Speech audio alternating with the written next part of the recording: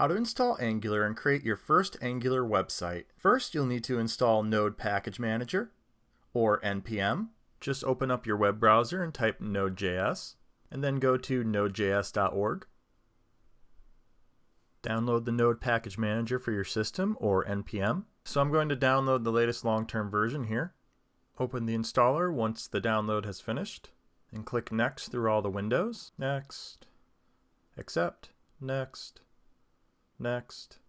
Next. And install. Now Node.js is installed on the system, so we can click Finish. I'm going to create a folder on my desktop for the app that we're going to create. We're going to call it Example. I'll open up the folder. Next, I'll open up Command Prompt by typing CMD and hitting Enter. Now we can use the Node Package Manager, or NPM, to install Angular. So I'll type npm install /g @Angular /CLI for command line interface. This will globally install the Angular command line interface that will help us create our first Angular application. Now the installer is going to ask us if we want to share anonymous data with Google. It'll ask you for yes or no. We'll just click no for now.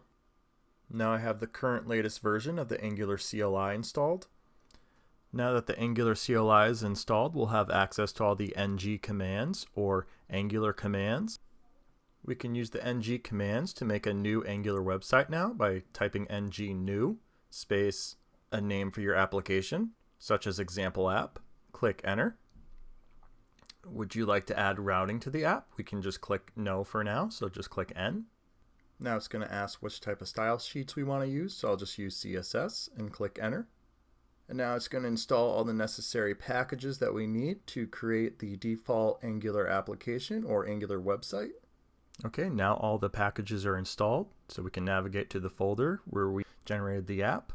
The example app was created for us with all the necessary packages inside the source folder, and the app folder is our Angular components for our Angular app. So if we change directory to the example app, we can now run our application by typing ng serve.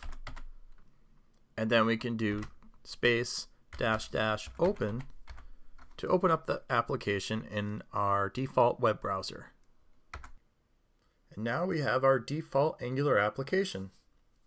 The next step would be to edit the application and customize your website.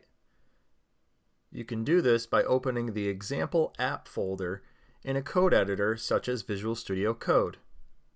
If you found this video helpful, please give it a like and a comment below. If you'd like to see more videos like this, please subscribe to the channel. Thank you for watching.